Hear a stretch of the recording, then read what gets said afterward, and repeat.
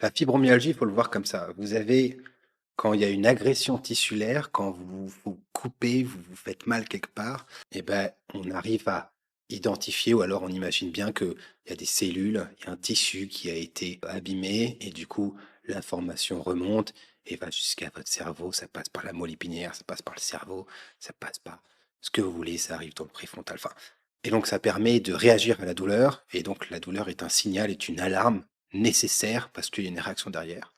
Et la fibromyalgie, c'est la sensation douloureuse dans des lieux où il n'y a pas d'agression tissulaire identifiée, où en fait le corps est pas agressé, n'est pas attaqué, il n'y a rien de visible, il n'y a rien de supposé anormal. Ok. Et donc, dans ces douleurs-là, dans les douleurs de type fibromyalgie, il n'est pas clair que sur le plan pharmaco qu'un truc marche très très bien.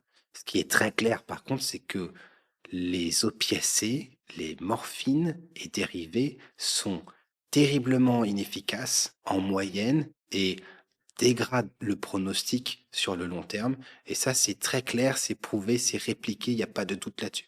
Alors, ça ne veut pas dire que personne ne doit avoir jamais de morphine.